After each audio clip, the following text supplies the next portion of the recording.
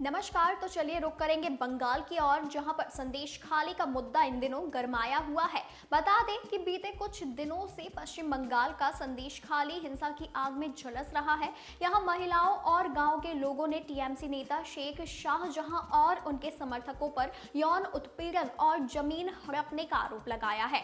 महिलाएं लगातार नेता और उसके सहयोगियों को गिरफ्तार करने की मांगे कर रही हैं और लगातार विरोध प्रदर्शन भी कर रही हैं। तृणमूल कांग्रेस से शासित पश्चिम बंगाल में सियासत गरमाई हुई है। पश्चिम बंगाल राजनीतिक दलों के लिए अखाड़ा बन चुका है। भाजपा और टीएमसी के बीच महिलाओं द्वारा लगाए गए आरोपों के बाद एक दूसरे पर आरोप प्रत्यारोप का दौर लगातार जारी है। इस खबर में जानते हैं कि आखिर संदेशखाली इस वक्त अशांत क्यों है और पूरा मामला क्या है।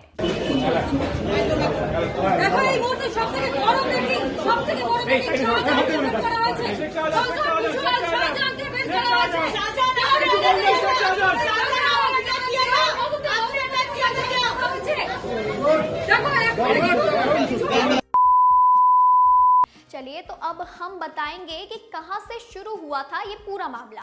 संदेशखाली की महिलाओं की बात आपको अंदर तक झकझोर देगी और संदेशखाली का पूरा मामला ईडी की कार्यवाही के बाद लोगों के सामने आया है। बता दें कि 5 जनवरी 2024 को ईडी के अधिकारियों ने राशन भ्रष्टाचार मामले में संदेशखाली के सरवेरिया में तृणमूल नेता शेख शाहजहां से पूछताछ करने पहुंचे हुए थे। नेता शेख शाहजहां फरार हो गया था। इस दौरान अधिकारियों पर भी हमले किए गए थे। वहीं इसके बाद से ही लोगों ने अपनी आवाज तेज कर दी और खुलकर सामने आ रहे हैं। गांव के लोग शेख शाहजहां और उसके सहयोगियों को गिरफ्तार करने की मांगे कर रहे हैं और अपनी मांगों को लेकर लगातार प्रदर्शन कर रहे हैं। इन प्रदर्शन में महिलाएं भी शामिल हो रही है।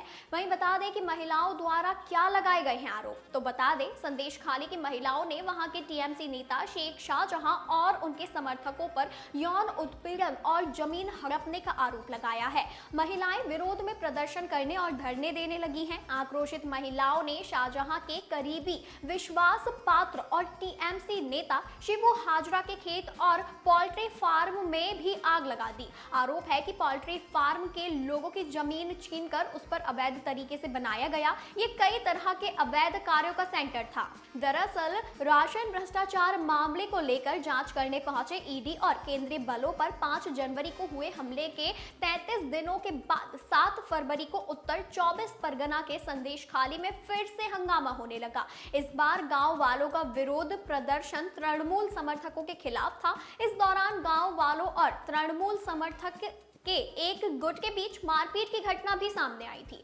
जानकारी के मुताबिक केंद्र द्वारा बंगाल को बकाया फंड से वंचित करने का आरोप लगाकर तृणमूल ने संदेशखाली के त्रिमोहानी बाजार में जनजाति समुदाय के एक वर्ग के साथ एक रैली निकाली थी। इसमें शेख शाहजहां के जयकारे लगाने के बाद ही हंगामा शुरू हुआ था। संदेशखाली में शुरू हुए बवाल ने धीरे धीरे विकराल रूप ले लिया। विरोध प्रदर्शन के दौरान महिलाएं लाठी डंडों और बांस के साथ रास्तों पर उतर आई। महिलाओं की मांग थी कि तृणमूल के स्थानीय नेता शेख शाहजहां, ब्लॉक अध्यक्ष शिव प्रसाद हाजरा और उनके साथी उत्तम सरदार को गिरफ्तार किया जाए। संदेशखाली की महिलाओं में भयंकर आक्रोश देखने को मिल रहा है। महिलाएं शाहजहां की गिरफ्तारी की मांग करते हुए फिर से रास्तों पर उतर आई हैं।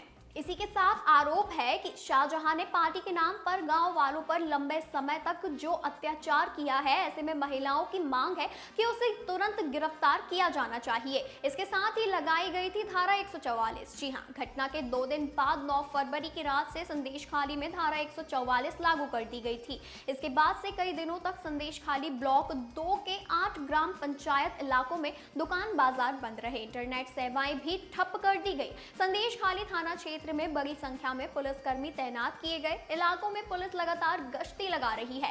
संदेशखाली जाने वाले सभी मार्गों पर पुलिस की कड़ी नजर है। वहीं हालांकि हाईकोर्ट ने संदेशखाली में धारा 144 को खारिज करने का आदेश दिया है। स्थिति अब भी तनावपूर्ण है। लगातार हो रहे विरोध प्रदर्शन के बाद पार्टी ने शनिवार की सुबह आरोप उत्तर सरदार को उत्तर 24 परगना जिला परिषद सदस्य और तृणमूल के अंचल अध्यक्ष के पद से 6 साल के लिए सस्पेंड कर दिया है। यह घोषणा किए जाने के बाद कुछ घंटों में शनिवार देर शाम उत्तर सरदार को पुलिस ने संदेशखाली थाना क्षेत्र से ही गिरफ्तार कर लिया था। राज्यपाल सीबी आनंद बोस ने संदेशखाली में अशांत क्षेत्रों का दौरा किया और तृणमूल कांग्रेस के फरार नेता शेख शाहजहां और उसके साथियों पर यौन उत्पीड़न का आरोप लगाने वाली महिला प्रदर्शनकारियों से बात की थी। इस दौरान राज्यपाल ने महिलाओं को आश्वासन दिया कि उनकी कलाई पर राखी बांधने वाली महिलाओं को न्याय दिलाने के लिए पूरी मदद की जाएगी।